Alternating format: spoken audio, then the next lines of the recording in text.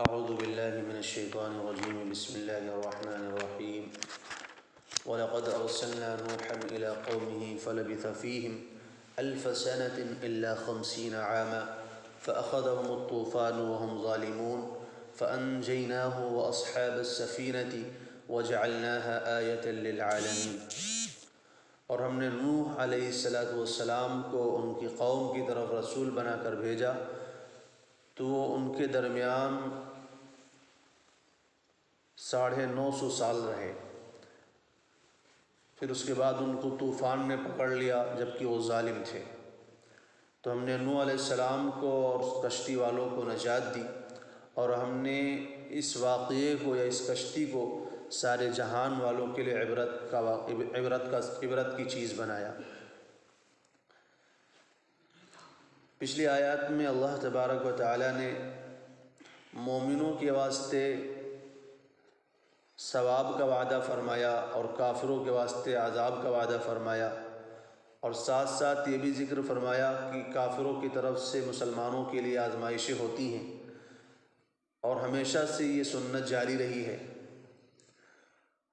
اور اس کے لیے سند کے طور پر اللہ تبارک و تعالی نے چند انبیاء علیہ السلام کے واقعات کو یہاں سے ذکر فرمایا ہے کہ آپ کے ساتھ جو قوم کا معاملہ پیش آ رہا ہے یہ کوئی نئی بات نہیں ہے، بلکہ ہمیشہ سے یہ عادت رہی ہے لوگوں کی کہ جب ان کے پاس کسی کو نبی بنا کر بھیجا جاتا تھا تو اپنے نبی کو اور ان کے ماننے والوں کو ستایا کرتے تھے۔ چنانچہ انبیاء علیہ السلام کے واقعات میں سب سے پہلے حضرت نوح علیہ السلام کا واقعہ بیان فرمایا ہے، کیونکہ نوح علیہ السلام وہ پہلے نبی ہیں جن کا سامنا کافروں سے ہوا، کیونکہ میں نے پہلے بھی دن بھی بتایا تھا کہ نوح علیہ السلام کے زمانے سے پہلے جب آدم علیہ السلام کا، شیس علیہ السلام کا یا ادریس علیہ السلام کا جو زمانہ تھا وہ زمانہ بالکل ایمان والوں کا تھا، اس زمانے میں کافر موجود نہیں تھے۔ بعد میں جب گمراہی پیش آئی اور لوگ بتوں کی پوجا میں لگ گئے تو اس کے بعد اللہ تعالیٰ نے حضرت نوح علیہ السلام کو بھیجا۔ تو نوح علیہ السلام سب سے پہلے نبی ہیں جن کا سامنا جو ہے کافروں سے ہوا ہے۔ اس سے پہلے جو نبی آتے تھے وہ مسلمانوں ہی کے درمیان میں آتے تھے، اس زمانے میں کافر نہیں ہوا کرتے تھے، تو اس لیے اللہ تعالیٰ نے نوح علیہ السلام کا واقعہ سب سے پہلے ذکر فرمایا ہے۔ اور اس کی ایک دوسری وجہ یہ بھی ہے کہ جتنی لمبے زمانے تک نوح علیہ السلام نے اپنی قوم کی طرف سے تکلیفیں اٹھائی ہیں، کسی بھی نبی نے یہ تکلیفیں نہیں اٹھائی ہیں، کیونکہ قرآن کہتا ہے فَلَبِثَ فِيهِمْ أَلْفَ سَنَةٍ إِلَّا 50 عَامًا، 1000 میں 50 سال کم۔ تو 1000 میں 50 سال کم کا مطلب کیا ہے کہ 950 سال، 950 سال تک نوح علیہ السلام جو ہے قوم کی طرف سے تکلیفوں کا سامنا کرتے رہے۔ تو ظاہر سی بات ہے اتنی لمبے زمانے تک شاید ہی اور کسی نبی کو اللہ تعالیٰ نے نہ تو عمر دی ہے اور نہ ہی اتنے لمبے زمانے تک کسی بھی نبی کو جو ہے اپنی قوم کی طرف سے تکلیفیں اٹھانی پڑی ہیں۔ اور میں نے بتایا بھی تھا کہ ان کو اتنا مارتے تھے کہ بے ہوش کر دیتے تھے، پتھروں کی بارش میں جو ہے آپ کو جو ہے دبا دیا کرتے تھے پتھروں سے مار مار کے۔ تو یہ سلسلہ کب تک جاری رہا؟ 950 سال تک جاری رہا۔ یہ 150 سال کی بات نہیں تھی، 950 سال تک۔ تو اللہ تبارک و تعالیٰ نوح علیہ السلام کے واقعے کو ذکر کرنے کے بعد یہ رسول اللہ صلی اللہ علیہ وسلم کو تسلی دینا چاہتے ہیں کہ محمد صلی اللہ علیہ وسلم جب نوح علیہ السلام 950 سال یعنی 950 سال تک اپنی قوم کو دعوت دیتے رہے، بلاتے رہے اور ان کی طرف سے تکلیفوں کا سامنا کرتے رہے، پھر بھی مایوس نہیں ہوئے، تو آپ کیوں پریشان ہوتے ہیں؟ آپ کو تو نہ اتنی آپ کی لمبی مدت ہوگی اور نہ ہی اتنی زیادہ تکلیفوں کا سامنا کرنا پڑے گا۔ ظاہر سی بات ہے جب عمر چھوٹی ہوگی تو اسی کے حساب سے تکلیفوں کا دورانیہ بھی چھوٹا ہی ہوگا، تو اس لیے تسلی دے رہے ہیں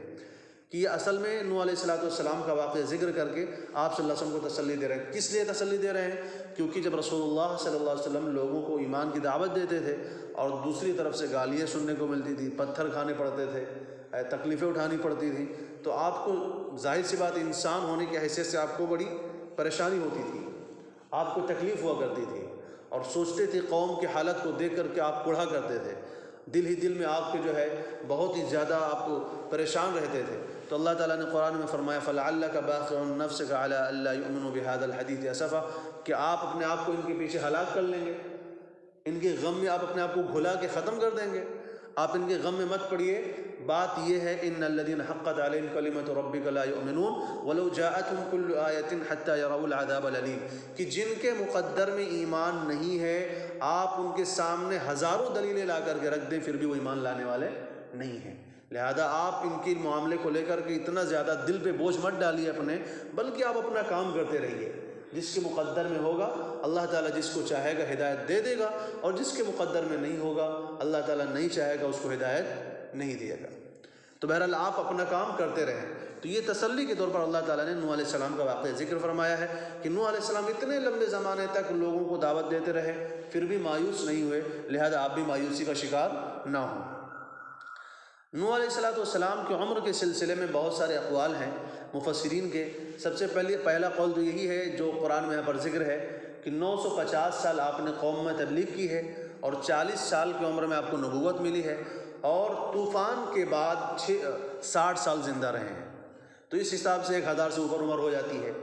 اور ایک قول یہ ہے کہ 300 سال آپ بغیر نبوت کے رہے، پھر 300 سال کے بعد نبوت ملی، اور پھر 350 سال تک لوگوں کو دین کی دعوت دیتے رہے، پھر اس کے بعد 300 سال طوفان کے بعد زندہ رہے۔ اور ایک اور قول ہے کہ نوح علیہ السلام 350 سال بغیر نبوت کے رہے، یعنی 350 سال کے بعد نبوت ملی، اس کے بعد 950 سال لوگوں کو دین کی دعوت دی ہے، اور اس کے بعد طوفان آیا ہے، پوری دنیا تباہ ہوئی ہے، اس کے بعد پھر 350 سال زندہ رہے ہیں۔ تو بہرحال یہ مختلف اقوال ہیں، لیکن مفسرین فرماتے ہیں صحیح قول وہی ہے جو قرآن میں ذکر کیا گیا ہے کہ 950 سال آپ زندہ رہیں،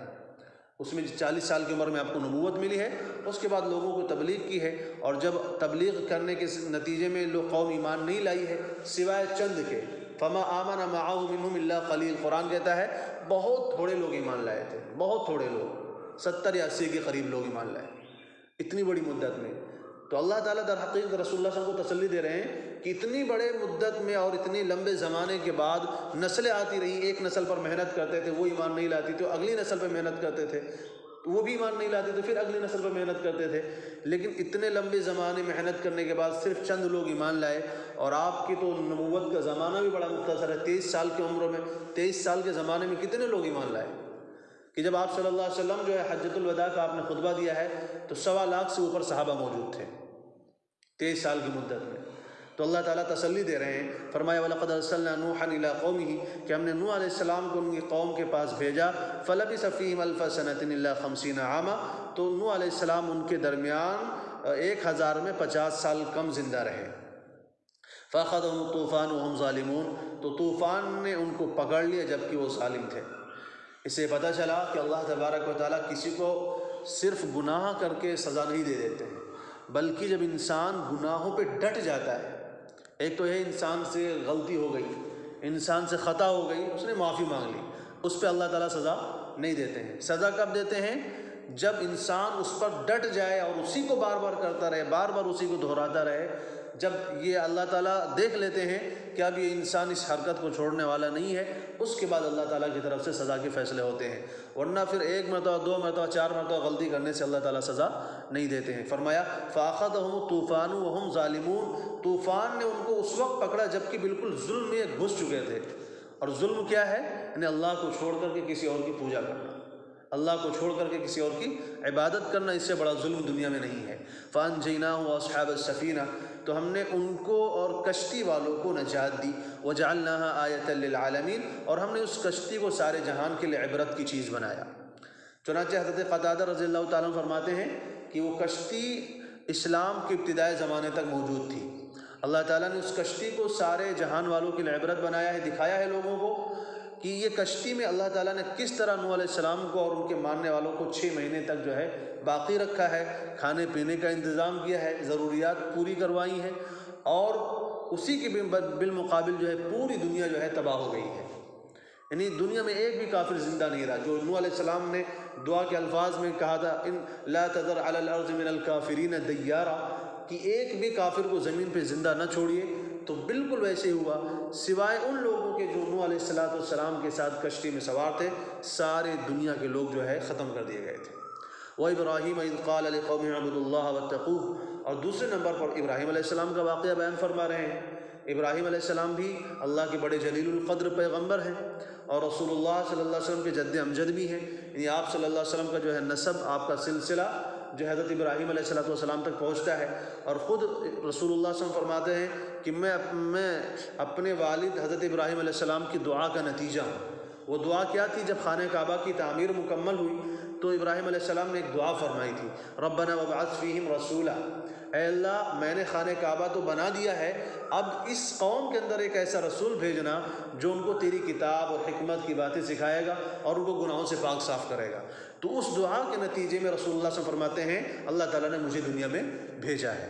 تو ابراہیم علیہ السلام کا واقعہ بھی ذکر کر کے اللہ تعالیٰ رسول اللہ صلی اللہ علیہ وسلم کو تسلی دے رہے ہیں، کیونکہ ابراہیم علیہ السلام کی زندگی کو بھی دیکھیے ذرا کہ آپ پیدا ہوئے عراق میں بابل میں، جہاں پر بت پرستی بہت ہی زیادہ جو ہے عروج پہ تھی اور آگ کی بھی پوجا کرتے تھے۔ چنانچہ اس معاشرے سے ابراہیم علیہ السلام نے ایک طرح سے جنگ کی، اور جب جوان ہوئے، جوانی کے زمانے میں ابراہیم علیہ السلام کا جو ہے ان کے وقت کے بادشاہ سے مناظرہ بھی ہوا، اور مناظرے کے نتیجے میں بادشاہ کو انہوں نے لاجواب بھی کیا، لیکن اس کے باوجود جب وہ لوگ نہیں مانے تو ابراہیم علیہ السلام ان کے بت خانے میں گئے اور سارے بتوں کو توڑ کے رکھ دیا سوائے بڑے کے۔ اس کے بعد ابراہیم علیہ السلام کو آگ میں ڈالا گیا۔ اس کے بعد پھر آپ ابراہیم علیہ السلام کو اللہ تعالیٰ نے جب آگ میں حفاظت فرمائی تو وہاں سے جب فرصت ملی تو آپ جو ہے فلسطین کی طرف ہجرت فرمائے۔ پھر اس کے بعد جب پہلے بچے کی پیدائش ہوئی اسماعیل علیہ السلام کی، تو اللہ تعالیٰ نے کہا اس کو لے جا کے جنگل میں چھوڑ کے آؤ، جہاں پر آج مکہ ہے پہلے وہ جنگل ہوا کرتا تھا۔ قرآن نے اس کو وادی غیر ذی زرع کہا ہے، وہاں پر گھاس بھی نہیں اگتی تھی سوائے جھاڑ کے، کانٹے دار جھاڑیں تھی خالی۔ تو وہاں پر چھوڑ کر کے آ گئے جنگل میں، جہاں نہ کوئی آدم ہے نہ کوئی آدم زاد ہے، اکیلے انسان ماں بیٹے کو چھوڑ دیا جا کر کے جنگل میں، کس کے حکم پر؟ اللہ تعالیٰ کے حکم پر۔ اس کے بعد پھر کیا ہوا؟ جب وہی بیٹا تھوڑا بڑا ہوا اور چلنے پھرنے کے لائق ہوا، فلما بلغ معه السعی، تو اللہ تعالیٰ نے حکم دیا کہ اب بیٹے کو میرے نام پہ قربان کرو۔ وہ بھی ابراہیم علیہ السلام نے کر کے دکھایا۔ تو کہنے کا مطلب یہ ہے کہ ابراہیم علیہ السلام کی زندگی بھی بہت ہی زیادہ امتحانات سے بھری ہوئی ہے۔ اللہ تعالیٰ ان کی زندگی کو، ان کے واقعے کو ذکر کر کے رسول اللہ صلی اللہ علیہ وسلم کو تسلی دے رہے ہیں۔ فرمایا وَإِبْرَاهِيمَ، اور ہم نے ابراہیم علیہ السلام کو بھی بھیجا، اِذْ قَالَ لِقَوْمِهِ اعْبُدُوا اللَّهَ وَاتَّقُوهُ، لہذا انہوں نے جا کر کے اپنی قوم کو اللہ کی عبادت کی دعوت دی کہ اللہ ہی کی عبادت کرو، اسی سے مانگو، اسی کا شکر ادا کرو، اسی کی پوجا کرو، اس کے علاوہ نہ تو کوئی تمہارا نفع کا مالک ہے نہ نقصان کا مالک ہے۔ اور کہا اُفٍّ لَكُمْ وَلِمَا تَعْبُدُونَ مِن دُونِ اللَّهِ، ابراہیم علیہ السلام نے جب بتوں کو توڑا ہے تو انہوں نے ابراہیم علیہ السلام کو پکڑ کے بادشاہ کے سامنے پیش کیا، تو ابراہیم علیہ السلام نے کہا میں نے تھوڑی مارا ہے، اس کے بڑے نے مارا ہے۔ تو اب لوگوں نے کہا یہ کیسے ہو سکتا ہے، وہ تو نہ سن سکتے ہیں نہ بول سکتے ہیں نہ دیکھ سکتے ہیں، وہ خود کہنے لگے اپنے معبودوں کے بارے میں۔ تو ابراہیم علیہ السلام در حقیقت ان سے وہی کہلوانا ہی چاہتے تھے، لقد علمت ما هؤلاء ينطقون، وہ کہنے لگے آپ جانتے ہیں یہ لوگ بول نہیں سکتے۔ تو ابراہیم علیہ السلام نے کہا اف لکم، تھو ہے تمہارے اوپر، تم ایسے لوگوں کی پوجا کرتے ہو جو نہ بول سکتے ہیں نہ سن سکتے ہیں نہ دیکھ سکتے ہیں، جو نہ تمہارے نفع کے مالک نہ نقصان کے مالک ہیں، تم ان کی عبادت میں لگے ہوئے۔ تو اسی کو واقعی کو اللہ تعالیٰ نے پر ذکر فرمایا ہے کہ ابراہیم علیہ السلام نے جا کر کے قوم کو دعوت دی اور یہ سمجھایا کہ تمہارے نفع، نقصان، رزق، صحت، تندرستی سب کا مالک جو ہے وہ اللہ تبارک و تعالیٰ کی ذات ہے۔ فرمایا لِقَوْمِهِ اعْبُدُوا اللَّهَ وَاتَّقُوهُ، جب ابراہیم علیہ السلام نے اپنی قوم سے کہا کہ اللہ کی عبادت کرو اور اسی سے ڈرو، اسی سے ڈرو مطلب اللہ کی عبادت کرو اور اس سے ڈرو مطلب دوسروں کی عبادت سے بچو، ذالکم خیر لکم ان کنتم تعلمون، یہی تمہارے لیے بہتر ہے اگر تم عقل مند ہو، یعنی اگر تمہارے اندر ہوش ہے، تمہارے اندر عقل ہے، تمہارے اندر سمجھ ہے، تو یہ بات تمہاری سمجھ میں آ جانی چاہیے کہ عبادت کے لائق وہ ذات ہوتی ہے جو ہمیں پیدا کرے، ہمیں بنائے اور ہمیں صحت دے، زندگی دے، ہماری عمر بنائے، ہمیں روزی دے، وہ عبادت کے لائق ہوتی ہے، نہ کہ وہ بت جن کو ہم خود اپنے ہاتھوں سے بنا کر کے تراش کے کھڑے کریں پھر ان کو ہم اپنے نفع نقصان کا مالک سمجھنے لگے۔ انما تعبدون من دون اللہ، یقیناً جن کی تم اللہ کے سوا عبادت کرتے ہو وہ بت ہیں، وتخلقون افکا، اور یہ تم جھوٹ گڑھ رہے ہو، یہ معبود نہیں ہے۔ ان الذین تعبدون من دون اللہ، بے شک جن کی تم عبادت کرتے ہو اللہ کو چھوڑ کر کے، لا یملکون لکم رزقا، یہ تمہارے لیے روزی کی بھی مالک نہیں ہے۔ وہ یہ کہتے تھے کہ اگر ہم نے ان کی عبادت چھوڑ دی تو ہماری روزی بند ہو جائے گی، ہمارے یہ بت جو ہے ہمیں روزی دیتے ہیں۔ تو اللہ ابراہیم علیہ السلام نے فرمایا نہیں، یہ تمہارے بت روزی نہیں دیتے ہیں، روزی دینے والی ذات اللہ کی ذات ہے۔ فابتغوا عند اللہ الرزق، لہذا اللہ ہی کے پاس روزی تلاش کرو اور کسی کے پاس نہیں۔ ایک تو ہوتا ہے اللہ تعالیٰ کہہ دیتے فابتغوا الرزق عند اللہ، اللہ کے پاس روزی تلاش کرو، تو اس کا مطلب ہے دوسری طرف بھی مل سکتا ہے۔ لیکن جب کہہ دیا فابتغوا عند اللہ الرزق، یہ عربی زبان کا ضابطہ ہوتا ہے کہ کسی چیز کو پہلے لانے کی چیز کو بعد میں لے آتے ہیں، بعد میں لانے کی چیز کو پہلے لے آتے ہیں، مطلب ہوتا ہے مضبوطی پیدا کر دینا۔ تو فابتغوا عند اللہ الرزق ضابطے کے حساب سے عبارت ہونی چاہیے تھی فابتغوا الرزق عند اللہ، لیکن اللہ تعالیٰ نے عند اللہ کو مقدم کر کے رزق کو مؤخر کر کے اس کے اندر تاکید پیدا کی اور فرمایا ہے اللہ ہی کے پاس رزق تلاش کرو، اور کوئی روزی دینے والا نہیں ہے۔ وَاعْبُدُوهُ، اور اسی کی عبادت کرو، وَاشْكُرُوا لَهُ، اور اسی کا شکر ادا کرتے رہو، ذَلِكُمْ إِلَيْهِ تُرْجَعُونَ، کیونکہ اسی کے پاس تم کو لوٹایا جانا ہے۔ ایک تو یہ ہے کہ وہ تو تمہارے نفع و نقصان کا مالک ہے، اس لیے اس کی عبادت کرو، اور دوسری دھمکی بھی دی کہ الیہ ترجعون، اسی کی طرف تم کو جانا ہے، نہیں مانو گے تو اس چکر میں مت رہو کہ چھوڑ دیے جاؤ گے۔ اگر خدا کے علاوہ کسی اور کی عبادت کر کے دنیا سے گئے تو ایک تو یہ کہ ایک تو اس کی عبادت کا وجہ یہ ہے کہ اس کے بہت سارے احسانات ہیں ہمارے اوپر، اور دوسری وجہ یہ ہے کہ ہمیں اسی کے پاس جانا ہے، لہذا اس کے پاس جاؤ گے عبادت غیر کی کر کے تو پھر تمہارا حشر کیا ہوگا وہ تم سمجھ جاؤ۔ تو ابراہیم علیہ السلام نے فرمایا الیہ ترجعون، اور اسی کی طرف تم کو لوٹایا جانا ہے۔ اللہ تبارک و تعالی ہم سب کو مغفرت و نصیب فرمائے۔ سبحان اللہ وبحمدہ، سبحانک اللہم وبحمدک، ونشہد ان لا الہ الا انت